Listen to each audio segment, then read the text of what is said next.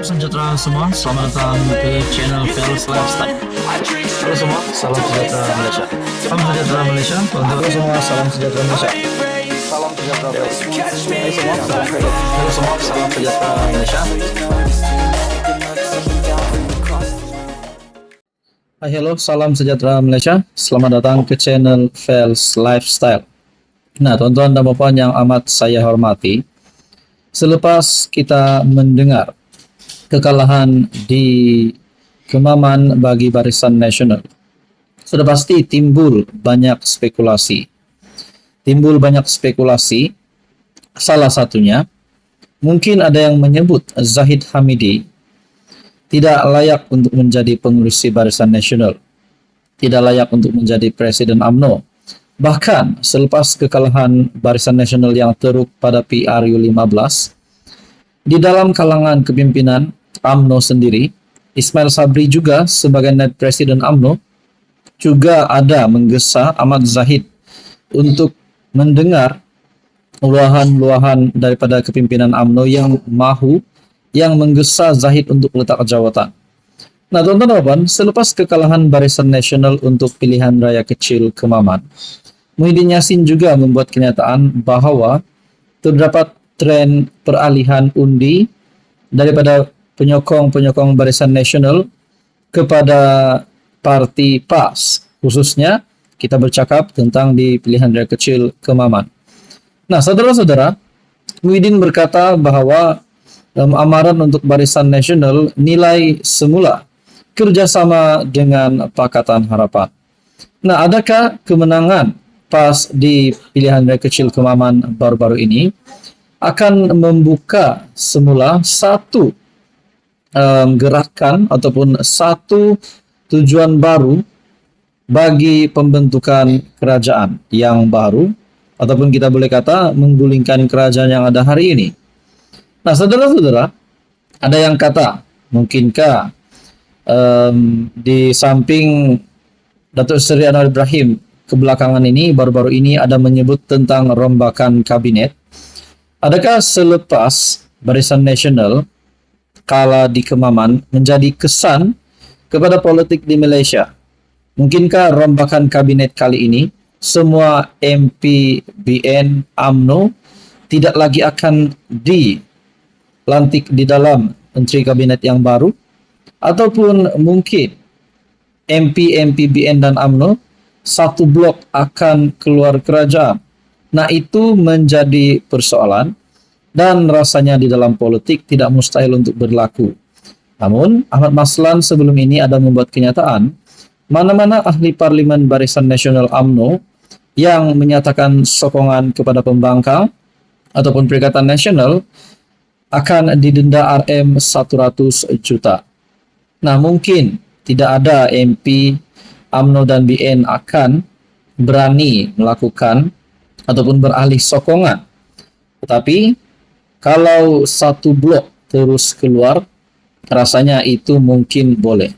Tapi saudara-saudara, yang kita tahu, kedudukan Datuk Seri Anwar Ibrahim sebagai Perdana Menteri, sebagai pemimpin kerajaan hari ini, saya rasa akan kekal sehingga pilihan raya umum ke-16. Kalau tidak ada apa-apa perkara-perkara yang pelik, mungkin yang pelik akan berlaku. Nah, saudara-saudara yang amat dihormati, mungkinkah Zahid Hamidi sebelum ini juga kita dengar beliau digesa untuk meletakkan jawatan sebagai Presiden UMNO. Dan kali ini pula saya melihat spekulasi daripada rakan pemerhati politik yang menyatakan Ismail Sabri Yaakob akan ganti Zahid Hamidi menjadi timbalan Perdana Menteri. Nah, saudara-saudara, tidak salah kita membuat pandangan ataupun spekulasi.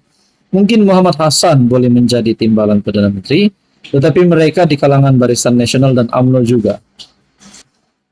Dan mungkinkah ada lagi nama-nama yang lain yang mungkin akan menggantikan Zahid Hamidi sekiranya benar-benarlah berlaku ahli parlimen Barisan Nasional UMNO ataupun mana-mana pemimpin besar BN UMNO yang akan dilantik sebagai yang akan digugurkan, ataupun mungkin ada yang baru dilantik di dalam kabinet kerajaan yang baru yang bakal dirombak tidak lama lagi rasanya. Nah, saudara-saudara, persoalan berkenaan dengan Ismail Sabri Yaakob menjadi timbalan Perdana Menteri, adakah itu relevan? Selepas beliau sebelum ini, mungkin dalam sejarah Malaysia menjadi Perdana Menteri paling singkat. Adakah beliau masih mempunyai hati untuk menjadi timbalan Perdana Menteri di samping Zahid Hamidi yang memang digesa untuk letak jawatan sebelum ini sebagai Presiden UMNO, bahkan mungkin ada juga yang tidak menyukai Zahid Hamidi menjadi timbalan Perdana Menteri hari ini. Tetapi yang pastinya Zahid Hamidi masih kekal sebagai timbalan Perdana Menteri, Datuk Seri Anwar Ibrahim sebagai Perdana Menteri dan pemimpin Kerajaan Perpaduan. Apapun, kita tunggu PRU 16, barulah tahu nak guling kerajaan, disitulah berhempas pulas pada PRU 16. Tetapi kalau kemenangan masih berpihak kepada Pakatan Harapan, mungkinkah Kerajaan Perpaduan akan diteruskan? Nah, saudara-saudara, tuan-tuan dan puan, apa komen Anda? Teruskan bersama di dalam channel ini untuk info yang seterusnya.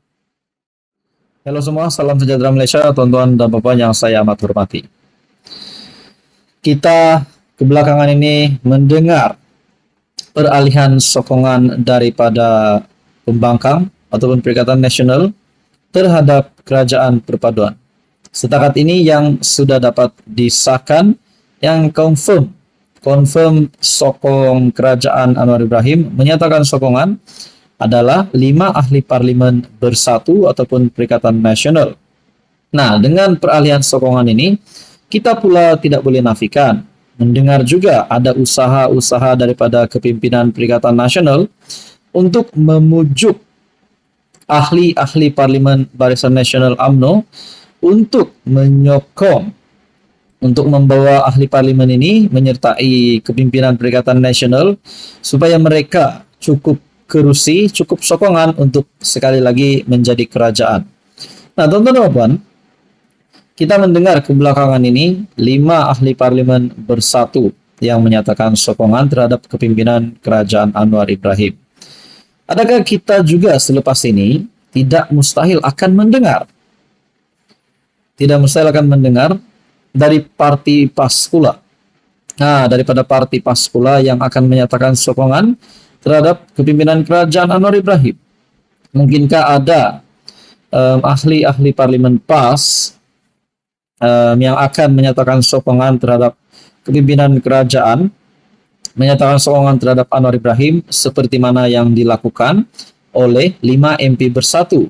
Dan mungkin juga sebab yang sama kalau ada mereka akan lakukan ataupun menyatakan sokongan terhadap Anwar. Kalau ada, mungkinkah sebab yang sama seperti yang dinyatakan oleh 5 MP bersatu?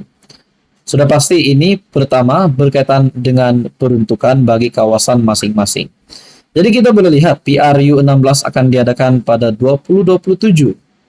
Jadi ada berbaki beberapa tahun lagi, 3 tahun lebih rasanya. Jadi kalau sepanjang tempo 3 tahun itu peruntukan kurang, bukankah lebih banyak MP akan menyatakan sokongan terhadap kerajaan? Mungkin bukan saja daripada PAS, tetapi bertambah-tambah lagi daripada bersatu. Nah, saudara-saudara, itu menjadi persoalan. Tapi sebelum ini saya juga mendengar bahwa UMNO Johor membuat pendedahan. Terdapat pujukan daripada kepimpinan Perikatan Nasional untuk memujuk ahli-ahli parlimen UMNO di Johor untuk menyokong Perikatan Nasional. Sudah pasti ini adalah langkah yang baru untuk menebuk atap lagi. Tapi bagi saya sebagai rakyat Malaysia, kita nantikan saja pada PRU 16. Barulah kalau nak kalahkan Anwar Ibrahim, kalau nak kalahkan kerajaan, bukan hari ini tetapi pada PRU 16. Saudara-saudara, tuan-tuan dan puan, apa komen Anda? Teruskan bersama di dalam channel ini untuk info yang seterusnya. Jangan lupa share video ini, Anda juga boleh like dan tekan butang subscribe.